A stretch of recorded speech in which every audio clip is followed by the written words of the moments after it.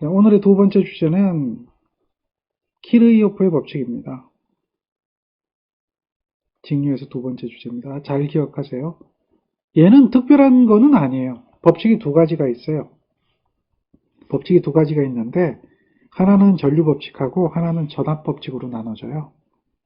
전류법칙과 전압법칙에 대한 차이점만 기억하면 돼요. 그래서 보통 전류법칙을 1법칙이라고 하고요. 전압법칙을 2법칙이라고 해요. 무슨 이야기냐면 특별한 거 아니에요. 자, 우리가 이제 이런 회로를 한번 봅시다. 이 회로를 잠깐 한번 보면 여기를 보세요. 여기 보면은 전원이 있죠. 그리고 저항이 있는 거예요. 이게 부하입니다. 그리고 전류가 흐르죠.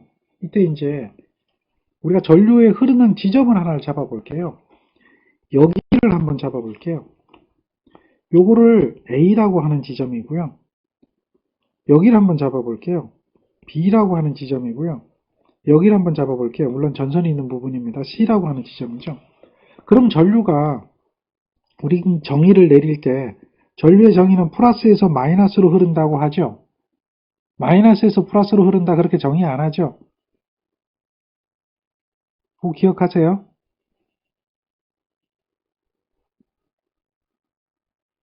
기억하세요. 그러면 전류가 이렇게 흘러가죠. 그래서 이렇게 흘러갑니다. 그러면 A점에서 보면요. A점에서 보면 전류가 흘러 들어오고 나가죠. 맞나요? 흘러 들어오고 나가죠. 들어오는 양하고 나가는 양이 같나요? 다르나요?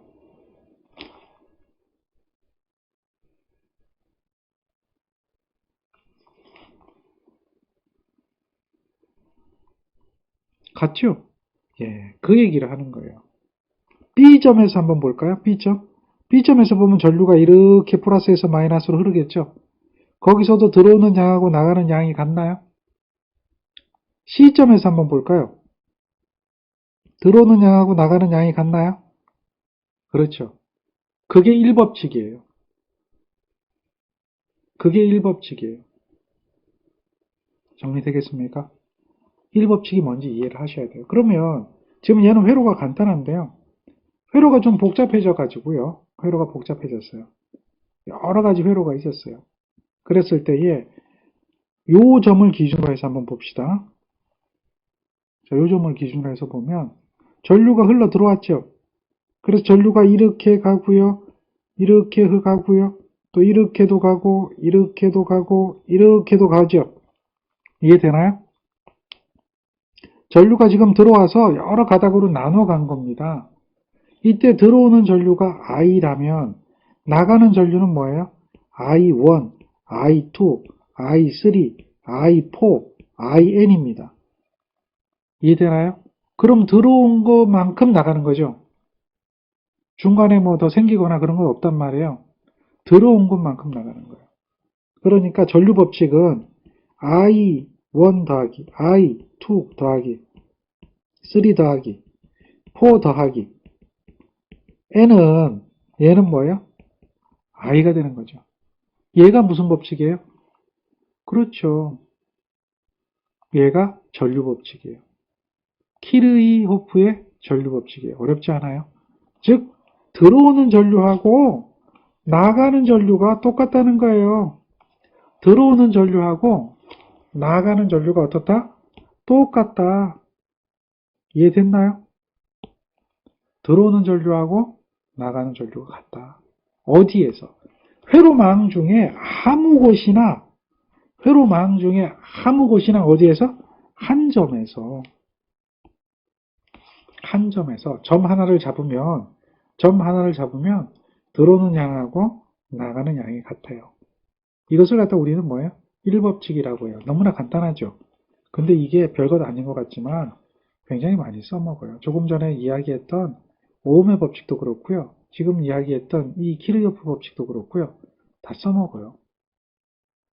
이 법칙은 뭐냐? 이 법칙은 전압법칙이거든요. 자, 이걸 이제 먼저 이야기하게 될 때에 앞으로 잠깐 한번 가봅시다. 자, 이걸 한번 봐봐요. 전원이죠. 에너지를 공급하는 거죠. 이것을 우리는 전원이라고 그래요. 에너지를 공급하는 것을 뭐라고 부른다고요? 전원이라고. 전원. 이해됐나요? 에너지를 공급하는 거예요. 그래서 이 전원을 공급하는 개념으로 보는 거예요. 전기 에너지를 공급해요. 그러면 여기 저항이 있는 거죠. 저항. 저항 R이 있어서 일을 하는 거예요. 일. 그러면 공급받는 에너지, 즉 여기서 에너지를 공급하게 되면 얘는 에너지를 공급받는 거죠. 공급하게 되면 공급받는 거죠. 그래서 일을 하는 거거든요. 그러니까 에너지를 공급한다라고 해서 에너지 상승인데 그걸 뭐예요? 전압을 공급한다고 그래서 전압 상승이라고 불러요. 반대로 올라간 만큼 떨어지는 거죠. 상승된 만큼 떨어져야 되잖아요. 반드시 그래요. 그게 이 법칙이에요. 상승된 만큼 전압이 여기 와서 떨어져요. 전압 에너지를 공급한 만큼 감소하는 거예요. 에너지 감소. 그래서 그걸 갖다 뭐라고 하느냐? 전압 강하라고 그래요. 이해하겠죠? 전압 상승하고 전압 강화가 있어요. 그러니까 에너지를 전압을 상승시킨 만큼 그 에너지가 전압이 강화된다는 얘기죠. 이해되겠습니까? 전압이 상승한 만큼 여기서 상승한 만큼 여기서 뭐가 일어나요? 강화가 일어나는 거예요. 즉 여기서 3V에 대한 전압을 공급했으면 여기 어떻게 돼요? 3V에 대한 전압이 떨어지는 거죠. 그래서 이 회로의 전체 전압은 얼마가 되죠?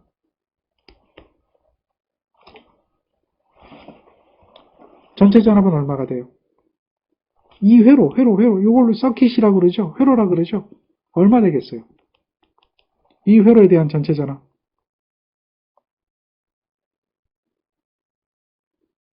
0이죠, 0. 0. 공급한 거하고 떨어진 거 합쳐버리면 플러스 마이너스 돼서 뭐가 돼버려요? 0이 되는 거예요, 0. 이해하시죠? 0. 자, 이 법칙에 대한 개념은 이거예요. 여기서 보면 얘가 뭡니까? 전압을 공급하는 거고 얘네들은 뭐예요? 전압이 떨어지는 거죠. 그래서 얘를 뭐라고 불러요? 전압 상승이라고 부르죠. 여기에 떨어지는 게 두 개가 떨어져요. 저항을 두 개를 연결했기 때문에 저항을 이렇게 연결하는 것을 우리는 뭐라고 부르냐면 저항 두 개가 1에 연결되어 있죠. 1에 연결되어 있죠. 이걸 무슨 연결이라 그러냐면 나란하게 연결한 거라 그래서 직렬 연결이라고 그래요. 정리하세요. 이런 것들은 뭐 용어적인 개념이니까 이해되죠? 직렬 연결된 경우에는 전류가 I가 흐르면 여기도 I가 되고 여기도 I가 되는 거 아시죠? 이해되겠습니까? 전류가 흐르는 길이 하나일 뿐이에요. 흐르는 길이 하나이기 때문에 그 전류는 동일하죠. 직렬로 연결하게 되면 전류는 어떻게 돼요? 일정하게 흐르는 거죠. 여기서 이렇게 흐르는 전류는 I가 흐르면 이 크기는 어떻게 돼요? 일정하게 흐르는 거죠. 왜? 저항이 무슨 연결됐기 때문에? 직렬 연결됐기 때문에 그렇다는 거예요. 일정하게 흐른다. 그랬을 때에 아까 오음의 법칙을 우리는 배웠어요. 오음의 법칙을 배웠을 때에 여기 양단에 뭐가 생겨요? 전압이 생기는 거죠. 이게 전압이잖아요. 이게 아시나요? 이거 오음의 법칙? 그렇죠. 전압이 같겠어요? 다르겠어요? 다르죠. 저항이 다르니까. 전류는 같더라도 저항이 다르니까 달라지죠. 이걸 뭐라고 부르냐면 방금 전에 배웠잖아요. 이걸 뭐라고 불러요? 방금 전에 배웠는데. 에? 이걸 뭐라고 불러요?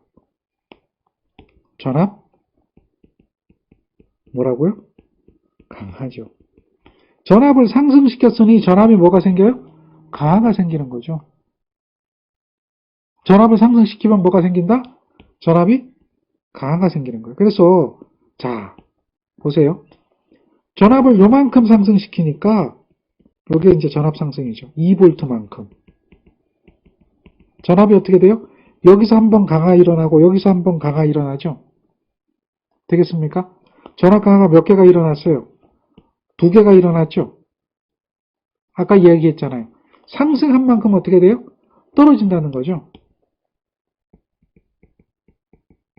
상승한 만큼 떨어지는 거예요. 그래서 E라고 하는 전압을 공급했더니 V1하고 V2가 되더라는 거죠.